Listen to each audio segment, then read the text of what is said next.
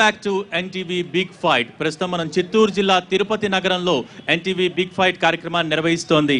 ఇందాక నుంచి జరిగిన చర్చలో రాజకీయ నాయకులు తెలియజేశారు జరిగిన అభివృద్ధి గురించి, జరగాల్సిన అభివృద్ధి గురించి, ఇక్కడ ఉండే సమస్యలు, తీరని సమస్యల గురించి వాళ్ళందరూ కూడా ప్రస్తావించారు. మరి ప్రజల అభిప్రాయాలు ఏ విధంగా ఉన్నాయి తీసుకునే ప్రయత్నం చేద్దాం. చెప్పండి, మీ జిల్లాకు సంబంధించి అభివృద్ధి ఏ విధంగా జరిగింది, ఏ సమస్యలు అపరిష్కృతంగా మిగిలిపోయినాయి, మీ అభిప్రాయం?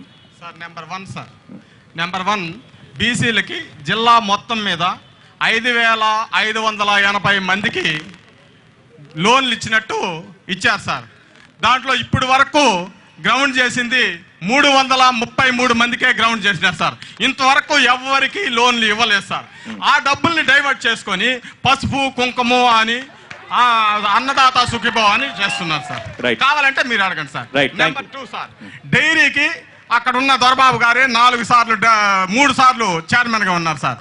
ప్రభుత్వం నడిపే డైరీ నష్టాలకు పోతే ప్రైవేట్ డైరీలు ఎందుకు లాభాల్లో పోతున్నాయి? Number 2 sir. నెంబర్ 3 సార్, ఎమ్మెల్యేలకి అందరికీ సమానంగా ప్రతి ఒక్క ఎమ్మెల్యేకి ఏసీడీపీ ఫండ్స్ ఇస్తే ప్రతి ఒక్కరు కాన్స్టిట్యున్సీని డెవలప్ చేసేదానికి ఉంటారు సార్. ఒక సీఎంనే అధికారాలు పెట్టుకొని మిగతా ఎమ్మెల్యేలకు అంతా అధికారాలు లేకుండా చేస్తున్నారు సార్. అదే మాదిరి అతను కోపకరించుకుంటాడే మన ప్రధానమంత్రి మటుకు మా మీద ఇచ్చేస్తున్నాడని, అదే మాదిరి ఎమ్మెల్యేలు కూడా బాధపడరా, నువ్వు బాధపడుతున్నావు, ఎమ్మెల్యేలు ఎందుకు బాధపడకూడదు? సమస్యలు ప్రస్తావించారు. రైట్, దయచేసి చెప్పండి సార్. అందరికీ నమస్కారం. గతంలో ఇప్పుడే మన నారాయణ సామన్న గారు చెప్పారు, ఎవరికి కూడా ఏ ఒక్క రైతుకి, ఏ ఒక్క బీసీ ఎస్సీ ఎస్టీలకి కార్లు లోను కానీ ట్రాక్టర్ లోను కానీ రాలేదనేసి. గతంలో మీతో పాటు తిరిగిన వ్యక్తిని, నేను వైసీపీలో మీతో పాటు తిరిగిన వ్యక్తిని, నాకు 2013లో బీసీ కార్పొరేషన్ ద్వారా లోన్ వచ్చాయి. ఇది వాస్తవం, ఇది వాస్తవం. మీకేదైనా డౌట్ ఉంటే నేను నిరూపిస్తాను రండి, రండి. అదేవిధంగా బానన్న మీరంటే చాలా గౌరవం. మీరు చెప్తున్నారు ఈ రాష్ట్రానికి మొత్తం మేమే ఇస్తున్నాం అనేసి. అయితే డొలేరా అనే సంస్థకి మోడీ గారు ఆయన నా కులంలో పుట్టాడని నేను చాలా గర్వంగా పడుతుంటాను. డొలేరా అనే సంస్థకి మొత్తం 2.5 లక్షల కోట్లు దోచుకుపోయింది మోడీ గారు, వాస్తవం కాదనేసి అడుగుతాను. 2.5 లక్షల కోట్లు డొలేరాకి.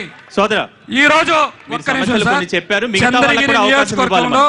చంద్రగిరి నియోజకవర్గంలో ఈరోజు జరుగుతూ ఉండేది 4 సంవత్సరాల 9 నెలలు అయింది ఒక ఎమ్మెల్యే గెలిచి. అయితే ఎక్కడ ప్రజా సమస్యలు పట్టించుకోలే.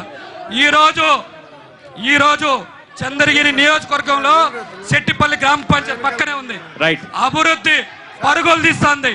ఎక్కడ చూసినా కావాలంటే నిరూపిస్తాం రండి.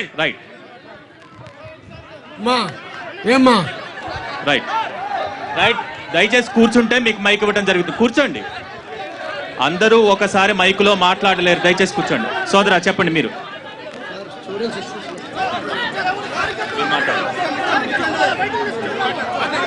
దయచేసి అందరూ కూర్చోవలసిందిగా మనవి. మీరందరూ నిలబడితే అక్కడ ఉన్నది ఒక మైకే. మీరు చెప్పండి. నా పేరు చంద్రబాబు కోట.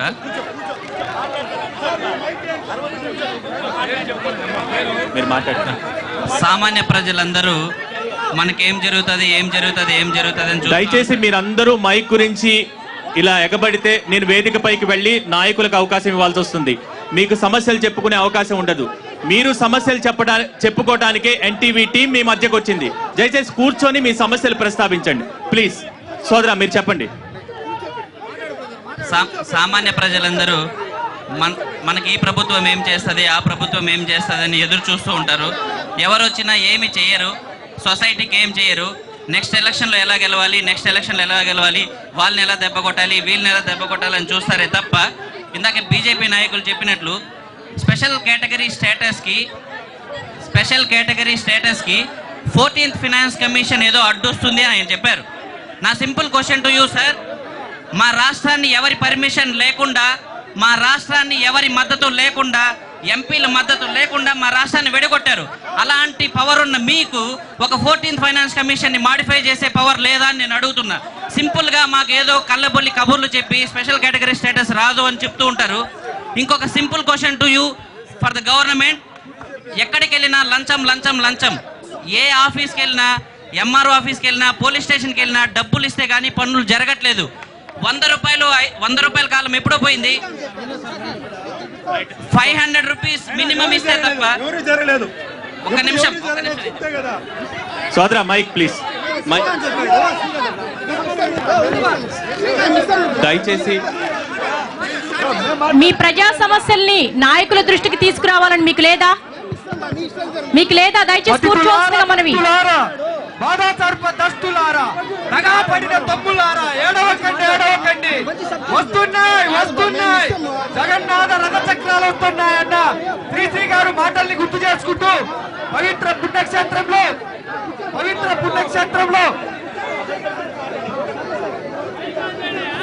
డైరెక్ట్ పాయింట్ కి రండి. మీ సమస్య ఏంటో చెప్పండి. మా సమస్య ఏంటంటే ఇవాళ తిరుపతి క్షేత్రంలో, తిరుపతి పవిత్ర పుణ్యక్షేత్రంలో అనేకమైనటువంటి సమస్యలు ఉన్నాయి. అందులో ప్రధానంగా మనం తీసుకుంటే ఇవాళ పారిశుద్ధ్య వ్యవస్థ, సమర్థవంతమైనటువంటి నాయకత్వం లేకపోవటం, ఎక్కడ పడినా భూ కబ్జాలకు పాల్పడడం, దైవ సాక్షిగా ప్రమాణం చేసినటువంటి అన్ని హామీలని తుంగలో తొక్కటం. ఇవాళ ఇక్కడ సభ జరుపుకుంటున్నాం. కబ్జాదారుల నుండి భూమన కరుణాకర్ రెడ్డి గారు ఈ మైదానాన్ని కాపాడి ఇక్కడ చేస్తే, అక్కడ చూసారా అదే మైదానం గుండెల్లో గుణపాలు నొక్కుతూ కబ్జాలకు పాల్పడుతూ ఇవాళ క్రీడాకారులకి అందుబాటులో లేకుండా ఇవాళ ఇందిరా మైదానం, అదే విధంగా నెహ్రూ మున్సిపల్ హై స్కూల్ మైదానం, ఈ మైదానాలన్నింటినీ ఇవాళ తెలుగుదేశం ప్రభుత్వం కబ్జాలు చేసుకుంటోంది. జిల్లాలో ముఖ్యంగా ఇవాళ నిరుద్యోగ సమస్య విపరీతంగా ఉంది. దాదాపుగా 14,32,000 మంది నిరుద్యోగులు ఉన్నారు. ఇప్పటి వరకు కూడా ఒక్క ఉద్యోగం కూడా ఇచ్చినటువంటి పాపాన పోలేదు. మీరు పాయింట్ వైస్ మాట్లాడుతున్నారు కదా, అవన్నీ సమాధానం చెప్పాలి కదా. భానుప్రకాష్ రెడ్డి గారు మీకే సూటిగా స్పష్టంగా ఒక కామన్ మ్యాన్ ప్రశ్నించారు. మీరు స్పెషల్ స్టేటస్ గురించి కానీ, స్పెషల్ స్టేటస్ కేటగిరీ గురించి కానీ మాట్లాడుతున్నారు, కానీ 14th కమిషన్ గురించి మీరు మాట్లాడుతున్నారు. ఎన్నో చేసిన మీకు అదొకటి అడ్డం వచ్చిందా అనేది ఫస్ట్ క్వశ్చన్. ఖచ్చితంగా 14th ఫైనాన్స్ రికమెండేషన్స్ ప్రకారం స్పెషల్ కేటగిరీ స్టేటస్ కన్నా ఎక్కువ చేసాం. కేంద్ర ప్రభుత్వం ఆంధ్రప్రదేశ్ కి స్పెషల్ కేటగిరీ స్టేటస్ వల్ల ఎన్ని కోట్ల లబ్ధి వస్తుందో దానికి 5 ఖచ్చితంగా చేసాం. స్టాటిస్టికల్ డేటాతో కావాలంటే కూడా మీ ముందు పెట్టేదానికి భారతీయ జనతా పార్టీ సిద్ధంగా ఉంది. ఇంతకుముందు కమ్యూనిస్ట్ సోదరులు మాట్లాడుతూ చెప్పారు, ఈరోజు మొత్తము జన్ధన్ అకౌంట్ అంతా ఓపెన్ చేస్తున్నారు, దాంట్లో ఏం లబ్ధి లేదని. గతంలో కేంద్ర ప్రభుత్వం ఏదైనా ఒక 1000 రూపాయలు రిలీజ్ చేస్తే లబ్ధిదారుడికి 100 రూపాయలు వచ్చేది. ఈ రోజు 1000 రూపాయలు రిలీజ్ చేస్తే మొత్తం 1000 రూపాయలు ఆ లబ్ధిదారు అకౌంట్ లో పోయే ఘనత నరేంద్ర మోడీ గారు చేశారు. కేవలం ఎక్కడ కమిషన్లు, కటింగ్లు, కత్తరింపు లేకుండా నరేంద్ర మోడీ గారు చెందినటువంటి జన్ధన్ దీని కింద స్కీమ్ కింద మొత్తం ఏమొచ్చినా సరే డైరెక్ట్ అకౌంట్ లో పోతాం. ఎక్కడ కానీ అవినీతి జరగట్లేదు.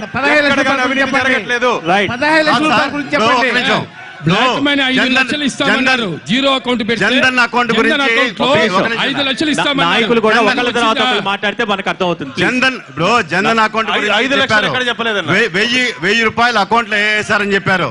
ఒక్క నిమిషం మిత్రులారా, ఒక్క నిమిషం ఉండండి, కూర్చో. 1000 రూపాయలు అకౌంట్ లో పడింది అంటున్నారు, సంతోషమే, స్వాగతిస్తాం. కానీ పెట్రోల్ డీజిల్ ధరలు ఆకాశాన్ని అంటుతున్నాయి. నిత్యావసర ధరలు కంట్రోల్ చేసే పరిస్థితి లేదు. నిత్యావసర ధరలు తగ్గిపోయాయి. ఒకసారి చూసి మాట్లాడండి. 4 సంవత్సరాలు ఇప్పుడు చూసి మాట్లాడండి. నల్ల కుబేర్లు భర్త ఉన్నారు. ఎంతమంది నల్ల కుబేర్లు ఈ రోజు నోట్ల రద్దుతో బయటకు వచ్చారండి. జిఎస్టీ తీసుకొచ్చారు.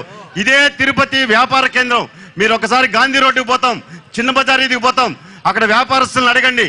జిఎస్టీ తీసుకొచ్చి వ్యాపారస్తులంతా కూడా అతలాకుతలం అయిపోయింది. నవీన్ కుమార్ రెడ్డి గారు, జాతీయ పార్టీగా ఒక క్వశ్చన్.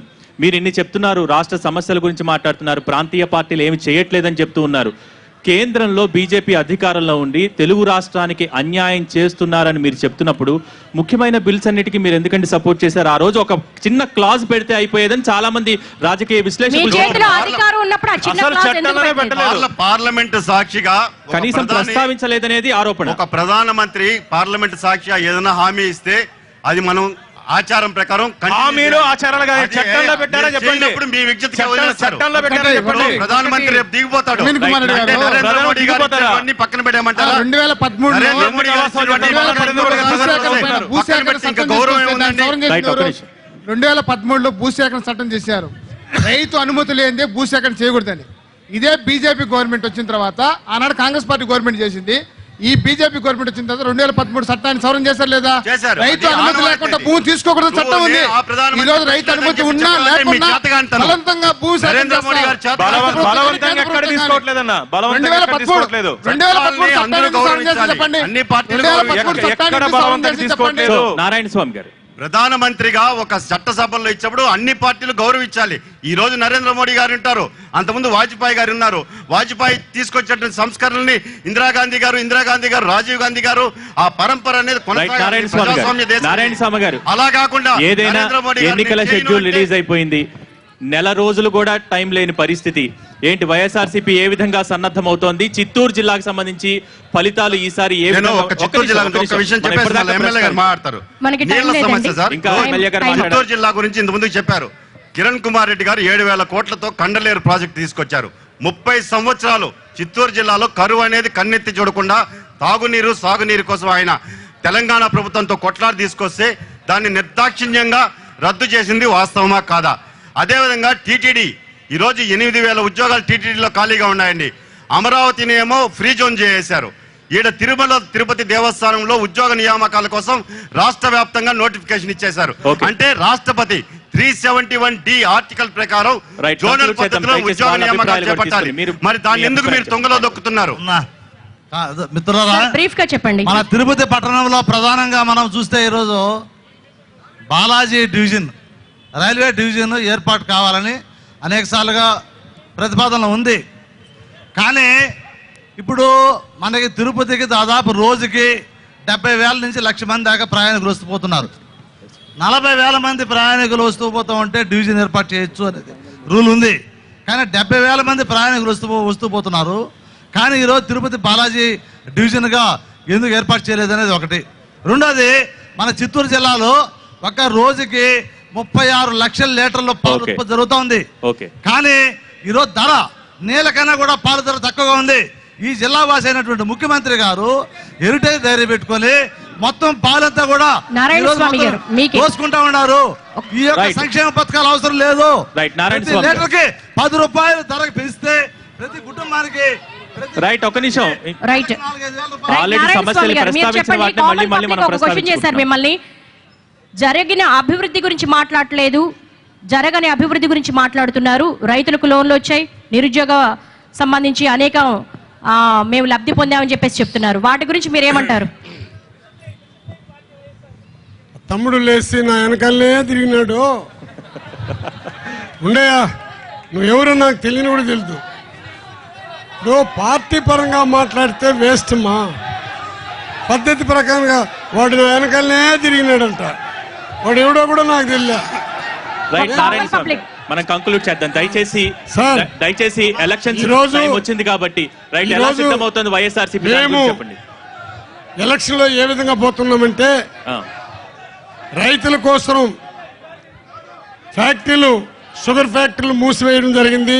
అది ఖచ్చితంగా మేము రైట్, ప్రభుత్వ పరం చేస్తున్నాము.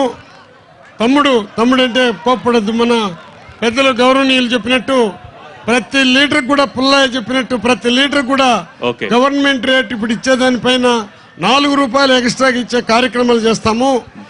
ఈ అసైన్మెంట్ అనేది పూర్తిగా 3 సంవత్సరాలు 3 నెలలకు ఒక తూరి Right. అసైన్మెంట్ కార్యక్రమాలు జరుగుతుంది. Okay. పేదవాళ్ళకి అది చేస్తాము. మూసివేసినటువంటి స్కూళ్ళని Right. తిరిగి తెరుస్తాము. Right, దొరబాబు విద్య పైన ఎక్కువ ఇంట్రెస్ట్ తీసుకొని ప్రతి నియోజకవర్గంలో కూడా ఎక్కడైతే డిగ్రీ కాలేజ్, దొరబాబు గారు, కాలేజ్ దొరబాబు గారు, చిత్తూరు జిల్లాకు సంబంధించి సీఎం సొంత జిల్లా అయినా కూడా ఇక్కడ చాలా టైట్ పోటాపోటీ ఎదుర్కొంటున్న పరిస్థితి. ఇంత అభివృద్ధి చేస్తున్నా ఇప్పటికీ సార్, కండలేరు పార్టీ గురించి పరంగా చెప్పండి. బలపడ్డ ఎందుకు పరిస్థితి కండలేరు ఉందా? రద్దు చేశారు? రేపు ఎలక్షన్స్ కి ఈరోజు- సంబంధించి ఏ విధంగా వెళ్ళబోతున్నారు దాని గురించి చెప్పండి దయచేసి. దొరబాబు గారు, సార్, 371 ఆర్టికల్ కండలేరు గురించి నీటి చెప్పండి. సమస్యలు అయితే 100% మొట్టమొదటిగా నీటి సమస్యని మరి తెరపైకి తెచ్చింది ఎన్టీ రామారావు గారండి. హండ్రీనివ కానీ, తెలుగు గంగ కానీ, గాలేరు నగరి కానీ ఇవి తెచ్చిన తర్వాత కేవలం కాలువలకు మాత్రమే అప్పుడున్న ప్రభుత్వం సార్ కాలువలకు మాత్రమే అప్పుడున్న ప్రభుత్వం కాలువలు తీసేదానికి చేశారు కానీ ఎక్కడ కూడా చేయలేదు. ఈ రోజు అది ధనార్జనకే చేసుకున్నారు కానీ ఇంకోటి కాదు. సార్ మీరు మాట్లాడేటప్పుడు నేను ఉన్నా. అదే విధంగా ఈ రోజు మరి చాలా సమస్యలు చెప్పారు. షుగర్ ఫ్యాక్టరీలు తెరిపిస్తాం, మిల్క్ పర్చేజ్ రేట్ ఇస్తామన్నారు. ఒకే ఉదాహరణ, ఈ రోజు చిత్తూరు జిల్లాలో 32 చిల్లింగ్స్ ప్లాంట్లు ఉన్నాయండి. దాంట్లో ఒక 3 మాత్రమే టీడీపీ వాళ్ళది, మిగతా అన్ని కూడా వీళ్ళవే. పేర్లు చెప్పమంటే టగటగా చెప్పేస్తా. ఈ రోజు వాళ్ళ అధ్యక్షుడు మరి పేరు చెప్పను కానీ ఆయనకు కూడా శివశక్తి డైరీ ఉందండి. అన్నిటికైనా తక్కువ ఇస్తా ఉండే రేటు కేవలం ఆ డైరీ. అధికార పార్టీ అభివృద్ధి చేసిన ప్రతిపక్ష పార్టీల సమస్యల్ని ఎత్తి చూపుతున్నా కూడా ప్రస్తుతం ఓటు అనే ఆయుధం ప్రజల చేతికి వచ్చింది, ఓటు వేసే సమయం వచ్చింది. కాబట్టి ఇప్పటికైనా పార్టీలన్నీ కూడా కలిసికట్టుగా విభజన హామీల్ని సాధించుకోవడానికి పోరాటం చేయవలసిన అవసరం ఉంది. ఈ రోజు ఎన్టీవీ బిగ్ ఫైట్ కార్యక్రమానికి విచ్చేసిన నాయకులకి, ప్రజలందరికీ కూడా మరొకసారి సభాముఖంగా నమస్కారాలు తెలియజేసుకుంటున్నాం. Thank you.